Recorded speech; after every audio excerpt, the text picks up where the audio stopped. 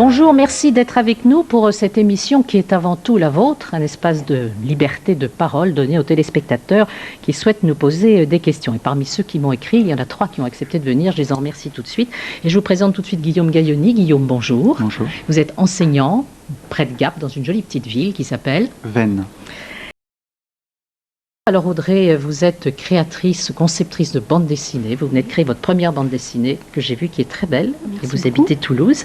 Pierre-Henri Taureux, bonjour. Bonjour. Vous êtes médecin hospitalier en Bretagne à Saint-Brieuc. Alors, vous m'avez écrit comme d'autres téléspectateurs, notamment à propos des élections américaines. C'est elles qui ont suscité le plus de courriers, beaucoup d'intérêt manifesté, beaucoup de questions aussi posées, notamment sur les influences qui ont pu jouer au cours de ces élections, la guerre en Irak, l'influence de la religion, la lutte contre le terrorisme. Questions que vous nous avez posées aussi à nous, journalistes. Avons-nous été sous influence, certains d'entre vous, ayant le sentiment qu'on avait peut-être été plus pro-Kerry que pro-Bush. Et puis, nous allons évoquer au cours de l'émission, eh bien, 2 autres émissions qui ont attiré beaucoup de courriers, qui vous ont vous-même intéressé. Le Pièce à conviction, qui a été diffusé le 25 octobre à 20h50. Nous allons en parler avec Laurent Richard. Laurent, bonjour. Bonjour. Puisque c'est vous qui étiez en Irak auprès de ces soldats et vous avez recueilli leurs paroles. Et puis, bien sûr, la soirée spéciale des élections, le 2 novembre, l'Amérique et nous.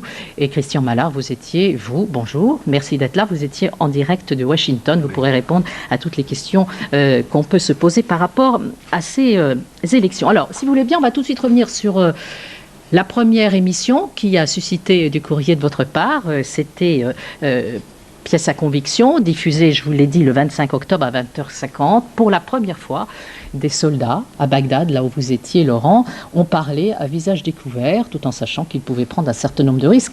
Petit rappel pour vous situer cette émission. Aujourd'hui, plus d'1 an et demi après le début de l'opération Liberté en Irak, la situation sur le terrain a viré au chaos. Pas un jour sans attaque. Le pays tout entier est devenu une immense poudrière incontrôlée par les forces américaines. Question, ces soldats en veulent-ils à leur président George W. Bush de les avoir envoyés au cœur d'une guérilla meurtrière dont personne ne peut imaginer la fin? Je dois faire attention à ce que je dis sur Bush. Je ne vais pas voter pour lui, mais... Pourquoi vous devez faire attention à ça? Vous savez, j'ai la liberté de parole et tout ça. Mais quand vous signez pour vous engager dans les forces armées, vous devez quand même suivre certaines règles. En fait, je pourrais aller en prison pour diffamation. Même si ça ne sera pas le cas, je n'ai pas envie d'avoir de problème. Et puis c'est manquer de respect à mon unité, à moi-même et à ma famille.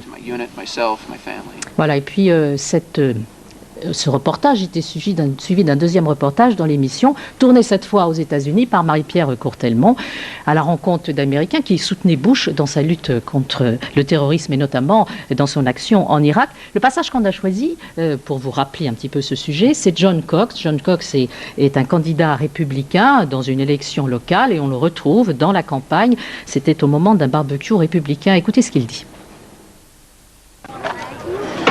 Le voici en campagne dans un barbecue républicain. Il s'adresse à des convaincus comme ce père de famille de 8 enfants.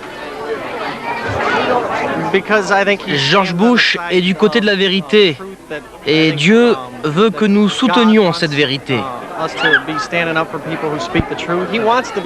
Mon fils veut être marine. Il apprend en ce moment la notion du bien et du mal, la vérité et le diable. Et s'il meurt à la guerre, c'est en se battant pour la liberté, ce que Dieu a donné à tous les hommes. Je serai pour. Voilà, je vais d'abord donner la parole à Audrey, peut-être pour revenir sur votre première réaction quand vous avez vu le reportage et que vous m'avez écrit. Vous disiez, bon, c'est bien d'aller interviewer des soldats comme ceux qu'on vient de voir, mais les autres. C'était ça un peu le sens de votre réaction? Tout à fait. J'ai trouvé choquant que dans le reportage, on n'interviewe pas d'autres soldats qui pouvaient penser différemment. C'est normal qu'on interviewe des soldats qui sont pour Kerry, mais je pensais que le débat n'était, le reportage n'était pas équilibré dans ce sens-là, et ça ressemblait davantage à un film de propagande pour la campagne de John Kerry. Bon, alors, on va répondre avec Laurent tout à l'heure.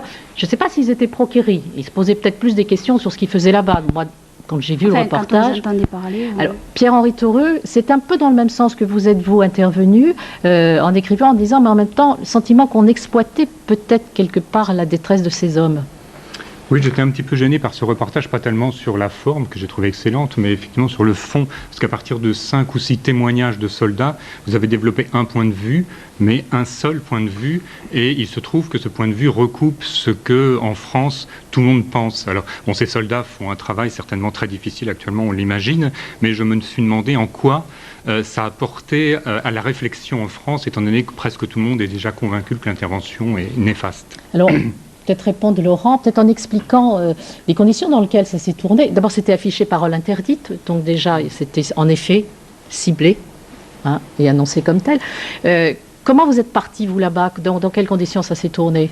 Par rapport à ce qui est dit, quelle est votre réaction? L'idée de départ, c'était de faire une enquête sur le moral des troupes américaines déployées en Irak. On savait, par des études qui étaient menées par le Pentagone, que 2 militaires sur 3 déployés en Irak avaient le moral très bas, et on voulait entre autres savoir pourquoi leur morale était si bas que ça.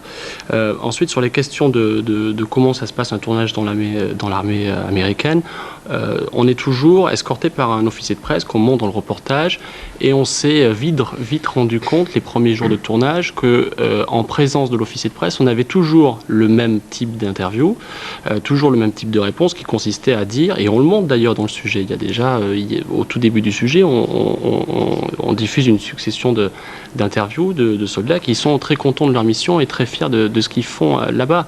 Après, effectivement, l'angle du reportage était aussi donner la parole à ceux qui ne peuvent pas l'apprendre, qui n'ont pas le droit de l'apprendre. Et un soldat américain n'a pas le droit d'exprimer son désaccord avec son commandement en chef, qui n'est autre que le président des États-Unis. Donc l'angle du sujet, dans cette émission globale, avec un autre sujet qui donnait la parole à des partisans de Bush, c'était justement de donner la parole à des soldats qui se posent des questions sur la guerre qu'ils mènent eux-mêmes, qui se posent des questions sur ce que Bush a décidé pour eux. Et c'était dans ce cadre-là qu'on a mené ces interviews, et en aucun cas c'était un travail de propagande, et en aucun cas c'était histoire de faire dire à des soldats américains ce que nous, Français, nous pensions. Ces soldats américains qui exprimaient le désaccord avec Bush, entre autres, ou qui se posent des questions sans être anti-Bush, on les avait jamais entendus jusque-là. Donc on va peut-être revenir à travers des questions sur les conditions, sur les conditions de tournage ou les questions qu'on peut se poser. Moi, je voudrais donner la parole à Guillaume. Vous avez eu un sentiment un peu contraire en voyant le reportage. Oui, enfin moi c'est surtout quelque chose qui m'a étonné, c'est je me suis demandé si en fait le fait que vous soyez journaliste français, vous l'avez dit ou pas, et si ça a influencé la nature du discours, parce que des fois le changement d'interlocuteur fait que on change son discours, et est-ce que du fait que vous soyez journaliste français, ça a pu influencer leurs propos? Je sais pas, je pense qu'il y a plusieurs facteurs qui ont finalement permis d'obtenir ce genre d'interview-là. Il y a le fait qu'on n'est pas resté 2 jours, on est resté un peu plus de 15 jours.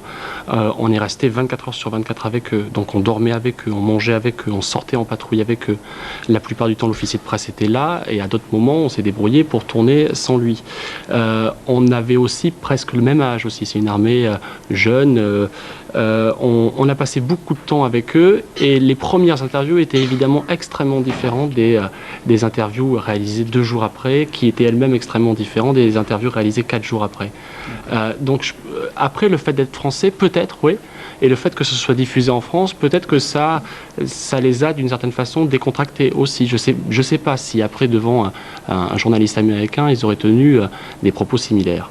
Ce que vous dites, vous aussi, Pierre-Henri Torreux, ce que vous disiez dans votre message, c'est qu'en fait, ils avaient somme toute une certaine liberté de parole. Vous vous demandiez si ce serait possible en France, ce genre de... Oui, j'avais du mal à imaginer que vous ayez dû affronter une censure importante, parce qu'on a vu quand même ces soldats s'exprimer assez librement. Leur nom figurait sur leur uniforme, ils n'étaient pas cachés. C'est une armée en guerre, l'armée américaine actuellement, dans une situation difficile. Je ne suis pas sûr que dans une autre armée au monde, vous auriez pu faire un reportage aussi libre. Oui, effectivement. Après, je suis pas sûr que si on avait tourné dans l'armée française, je suis pas sûr qu'on puisse obtenir ce genre de propos-là. après, cette liberté de parole, ce droit-là, ils ne l'ont pas, ils l'ont pris de fait. C'est l'extrait qu'on vient d'écouter. Le soldat Coulter dit je peux pas, parce que si je vous parle comme ça de bouche, je risque la prison. Donc clairement, c'est un risque qu'ils avaient envie d'assumer face caméra. Et dans ce reportage, on voit ceux qui ont finalement accepté de parler, qui ont eu envie de le faire et face caméra, mais on voit évidemment pas ceux qui, au dernier moment, nous ont dit non, finalement, je le sens pas, je le fais pas. Alors, on va peut-être poursuivre, puisque, je veux dire, ces élections américaines, il y avait quand même, en effet, le conflit en Irak qui était en toile de fond. On va poursuivre sur la soirée électorale, puisqu'elle a suscité aussi un certain nombre de réactions. Revenons au 2 novembre sur France 3. L'émission a commencé à 23h13. C'était une nuit qui a été pleine de rebondissements. On a cru à un moment, en effet, que Kerry pouvait avoir quelque chance. Pour preuve, on va retrouver l'intervention de Christian Mallard. C'était à 23h16, c'est-à-dire que c'était à 17h16 à Washington. Il y a un taux de participation sans précédent. C'est historique. Alors, la plupart des observateurs pensent que ce taux de participation avec les jeunes, les nouveaux électeurs, il y a 15 millions de nouveaux électeurs, devrait profiter, disent-ils, aux démocrates. Alors, j'ai parlé tout à l'heure à des conseillers du président Bush et à des stratèges, des proches de John Kerry. Hier, je vous disais, en écoutant un très proche de George Bush, qui avait un optimisme dans l'entourage du président américain, qui pensait déjà peut-être pouvoir obtenir 300 des 539 grands électeurs, rappelant qu'il en faut 270 pour obtenir l'investiture, pour obtenir la Maison-Blanche. Eh bien, ce même interlocuteur que j'ai eu tout à l'heure au téléphone reconnaissait qu'au moment où je vous parle, il y avait une très forte démonstration, strong show, vraiment une manifestation très forte en faveur de John Kerry dans des États jugés clés, la Floride, l'Ohio, le Michigan, le Minnesota. Et tous les démocrates, les 2 stratèges démocrates que j'ai eus dans le sillage de John Kerry me confirmaient cette information en ajoutant même que l'Iowa et New Mexico se présentaient bien pour John Kerry. Et l'une d'entre elles m'a même dit We are going to win big. Oui, mais il faut rester très prudent parce qu'on sait, Christian, que souvent les sondages sortis des urnes aux États-Unis sont fallacieux. Voilà. Restons prudents, dit Christine Ockrent. Alors, peut-être vous avez beaucoup de questions à poser justement à Christian Mallard par rapport, non pas forcément uniquement à la soirée, mais par rapport à ces élections. Audrey, bon, alors je sais que vous avez tout suivi toute la nuit. Oui, je regardais TF1. Ouais. Et la 3 aussi? Oui, la 3, oui. Ah bon, voilà. Vous me rassurez. La 3 aussi, oui. Qu'est-ce que vous avez envie de poser comme question justement à Christian? Le sentiment que vous avez eu, vous, en effet, en voyant ça, c'est qu'on avait peut-être été un peu vite en besogne. Oui. Et puis on avait le sentiment que tous les journalistes étaient plus ou moins ravis, quoi. Je suis pas d'accord. Que ce soit John Kerry. Alors, c'est ce qu'on ressentait en tout cas. Voilà. Mais peut-être que chacun le ressent en fonction aussi de ses implications personnelles. Guillaume? Je suis pas tout à fait d'accord. Je pense les journalistes de manière générale, ils ont apporté des informations qui étaient objectives. Donc ils ont fait leur travail d'objectivité. Il y avait même certains États, je crois, comme le Missouri ou la Caroline du Nord, qui étaient encore en balance au moment de l'émission, alors qu'ils étaient normalement acquis à Monsieur Bush. Et par contre, c'est vrai que ils n'ont pas fait preuve de neutralité émotionnelle, mais personne ne le fait. Les journalistes sont humains et je crois que c'est tout à fait normal. Pierre-Henri, par rapport... Moi, je trouvais que cette soirée était passionnante, bien entendu. Je l'ai suivie jusqu'au bout et je suis allé me coucher en pensant que Kerry serait élu. Bon, j'étais vraiment très très surpris en écoutant le lendemain matin le résultat qui semblait se profiler à l'horizon. Évidemment, le plateau m'a paru encore une fois pas très équilibré, on sentait quand même les gens penchaient quand même d'un côté, même Pierre Lelouch, que je pensais plutôt favorable à Bush, a avoué qu'il aurait voté Kerry. Bon, c'est un petit peu troublant. Par contre, aux États-Unis, j'étais très intéressé par les interventions des Américains, et notamment par Félix Soratin, qui était l'ancien ambassadeur d'Amérique en France. J'ai trouvé très intéressant ce qu'il disait, très modéré, et quand il a dit notamment que jamais il n'avait entendu un dirigeant américain souhaiter que l'Europe soit faible ou désunie. Je pense que c'est très important parce qu'on se fait une mauvaise idée. Souvent, on positionne l'Europe en opposition avec les États-Unis, et ça me semble... Alors, qu'est-ce qui fait, Christian, qu'en effet, à l'heure où vous êtes intervenu, vous avez eu ce sentiment que Kerry avait des chances? D'abord, les 2 jours qui ont précédé le jour de l'élection, j'ai déjeuné avec une démocrate très proche de Kerry, qui aurait été dans son cabinet s'il avait été élu. J'ai un interlocuteur républicain que je connais depuis plus de 20 ans. C'est grâce à lui que j'ai eu Bush 2 fois. Je l'ai régulièrement au téléphone. Et ces gens-là sont sur le terrain. Elle est partie dans l'Ohio, l'autre était en New York avec Giuliani, l'ancien maire. Et quand je compare, quand j'ai les deux mêmes sons de cloche, si je puis dire, d'un républicain qui dit « It smells bad, we're in a bad shape, ça va pas, on n'est pas en forme », l'autre est en tête dans les états clés, et que les démocrates me disent la même chose. D'ailleurs, Christine Ockrent, à un moment donné, pour essayer de se rassurer, appelle Félix Rohatyn, démocrate, et Richard Holbrooke, qui est aussi très proche de Kerry, qui disent on a les mêmes tendances. C'est-à-dire qu'on est tombé dans un système où on s'aperçoit, et ça a été le débat, alors je peux vous dire, l'émission s'est arrêtée à 1h15 du matin, heure de Paris, il était 17h15 pour nous, mais quand on regarde la télévision après, qu'on continue à aller sur les chaînes américaines, le débat c'est quoi? Tout le monde donnait pratiquement Kerry, et après c'était le débat sur l'échec du système sondage sorti des urnes. Et même, je vais vous donner une anecdote, à un moment donné, dans le courant de la nuit, la chaîne qui est numéro 1 en information aux États-Unis, qui est NBC, avec son présentateur vedette Tom Brokaw, assisté de son éditorialiste de politique étrangère Tim Russert, dit « Maintenant, on est en mesure de vous dire, nous, NBC, que George Bush a gagné l'Ohio. » Vous alliez sur ABC, la chaîne concurrente, qui dit « No comment », et CNN, qui n'ose pas citer NBC, dit « Nous avons des compétiteurs », sans citer NBC, qui osent dire que l'Ohio est à George Bush. Nous réservons, nous ne sommes pas sûrs qu'il ait gagné l'Ohio.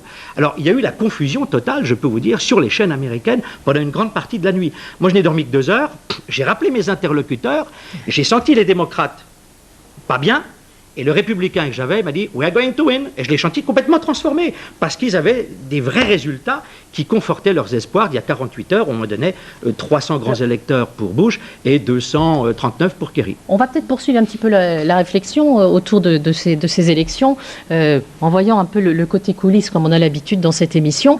Ce qui se passe aux États-Unis dans le cadre d'une campagne électorale, l'influence que peut avoir la télévision, est-ce que c'est transposable en France aujourd'hui? Petite explication de Daniel Bouy.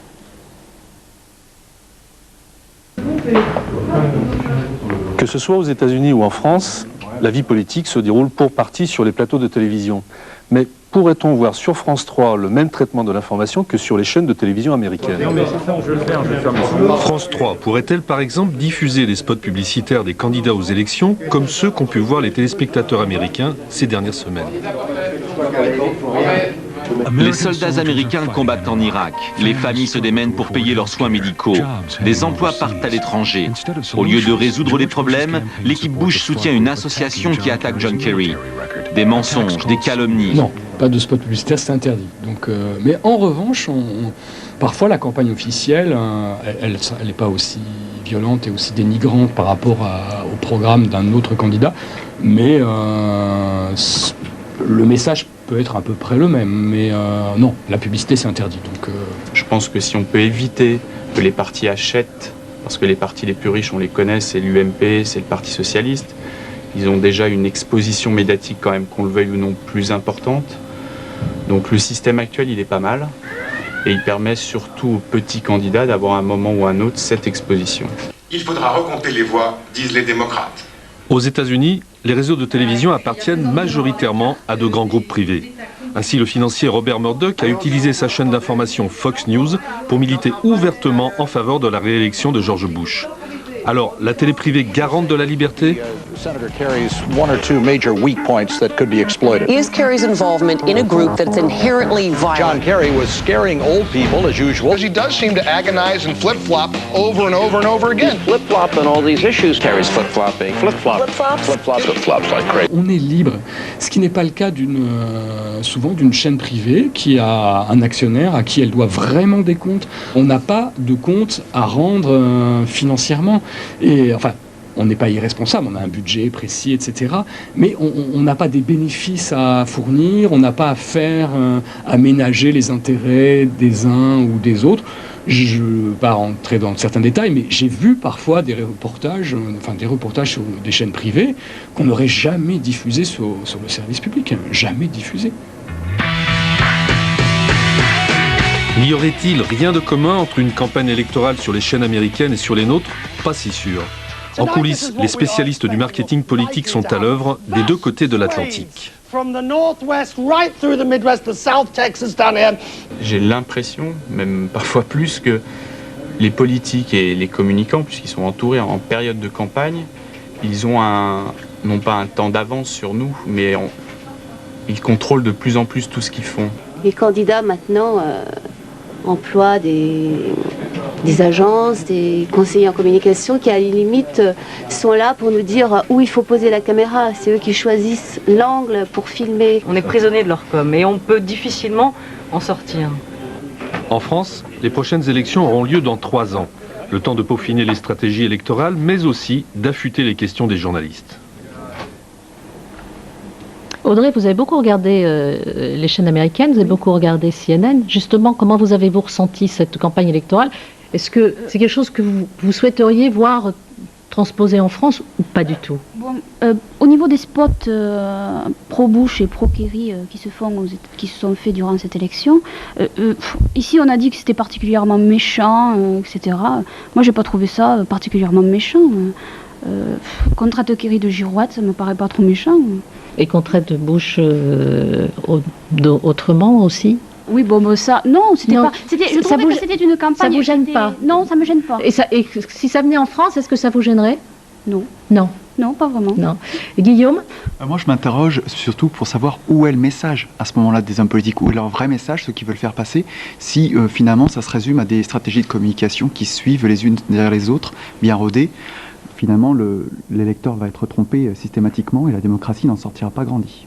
Pierre-Henri? Je ne pense pas qu'on puisse décalquer le système américain en France. On n'a pas cette exubérance. Je ne suis pas sûr que ça soit souhaitable. En revanche, il me semble qu'il faut plus de pluralité dans l'information parce qu'au début octobre, il y avait le magazine La Croix publié un sondage objectivant que seuls 13% des Français auraient voté Bush. Je pense que ça traduit quand même un défaut d'information et qui est quand même préjudiciable. C'est pas normal d'arriver à de tels scores, 87% que pour Kerry, qui ne correspondent pas à la réalité. Après, les gens ne comprennent plus en fait quand il y a le résultat. Et la perception qu'on a en Europe de ce qui se passe aux États-Unis, à travers l'Irak, joue aussi, vraisemblablement oui. sur. Mais on a élu notre président avec 83% des voix. C'est pas vraiment très honorable non plus. Alors, petit conseil pratique avant de se quitter. On aura une petite minute à la fin pour conclure. Si vous souhaitez, comme l'ont fait nos 3 amis ici, contacter la médiation, voici comment il faut s'y prendre. Les explications de Grégory Marcy. Pour écrire à la médiation, il vous suffit de vous connecter sur le site france3.fr, vous cliquez sur l'onglet « Contacter France 3 » en haut à gauche, vous arrivez sur l'espace des téléspectateurs, vous vous dirigez dans la fenêtre « Saisir les médiateurs » en sélectionnant bien la médiatrice des rédactions. Une fois sur cette page, et pour nous contacter, vous cliquez sur l'icône « Écrire à la médiatrice ». Apparaît alors un formulaire de message dans lequel vous pouvez nous faire part de vos avis et de vos remarques concernant l'information sur France 3. Voilà, et pour être complet, regardez les adresses qui s'inscrivent sur le panneau et que vous pouvez lire. Et puis, puisque nous parlons de la médiation, je voudrais saluer l'arrivée d'un nouveau médiateur parmi nous à France Télévisions. C'est Alain Le Garec qui est aujourd'hui médiateur des programmes. Si vous souhaitez écrire sur les programmes, c'est à lui qu'il faut le faire pour France 2, France 3 et France 5. Et il succède ainsi à Geneviève Guichenet qui a eu le grand mérite d'installer la médiation sur France 3 à partir de 1998. Et à travers vos interventions, elle a permis aux téléspectateurs de devenir des partenaires à part entière de cette télévision, ce que nous essayons de faire ici le plus possible. Et puis bien sûr, Jean-Claude Alénic, à qui je fais un amical bonjour. Vous suivez peut-être aussi son émission sur France 2 tous les samedis. Avant de se quitter, peut-être petit mot de conclusion. Il y a une téléspectatrice qui nous avait écrit par rapport à Pièce à conviction en disant « Mais n'avez-vous pas mis en danger ces soldats et est-ce que vous allez suivre pour savoir s'ils ont pris des risques ou pas ?» Alors aux dernières nouvelles, juste avant l'enregistrement de cette émission, j'ai contacté les épouses ou les fiancées ou les mères des soldats, de la plupart des soldats avec qui on a pu discuter et qui sont diffusés dans le reportage. Il y a a priori aucun souci, aucune condamnation de prononcer, aucune poursuite effectuée contre ces soldats qui ont pris la parole. Je pense que tant que le reportage est diffusé en France et seulement en France et pas aux États-Unis, il n'y aura pas de souci pour eux. Un petit mot de conclusion, Guillaume, avant de nous quitter par rapport à tout ce qu'on a pu se dire ou par rapport aux questions qu'on peut se poser en guise de conclusion. Bien, je vous remercie de m'avoir invité. Je renouvelle mes félicitations pour la qualité de votre reportage. Il me restera encore beaucoup de questions en tête, mais ce sera pour une prochaine fois, quand on aura 52 minutes au lieu de 26. Et Pierre-Henri ? Je suis très heureux également d'avoir pu exprimer des idées. Je pense que c'est une très bonne initiative des chaînes publiques, puisque France 2... Est-ce que vous avez pensé qu'on était moins anti-Bush que vous ne l'imaginiez après les explications des uns et des autres? Probablement. Hein? Audrey? Oui, je sais pas. Vous savez pas? Oui. Je suis pas convaincue. Ni anti-Bush, ni anti-Kerry, on essaye d'être au-dessus de la mêlée, de fréquenter les représentants des deux camps. C'est notre travail d'écouter les uns les autres et peut-être de rapporter aux téléspectateurs français ce que disent les uns et les autres sans prendre parti. Pierre-Henri disait tout à l'heure, il y a eu des sondages en effet en France où le dernier sondage donnait 71% des Français voteraient pour Kerry. Mais de toute façon, les Américains s'en moquent. La France n'a rien à voir là-dedans. Les Européens ne votent pas, les Français non plus. Donc l'Amérique est aux Américains encore. Merci à tous. Merci beaucoup.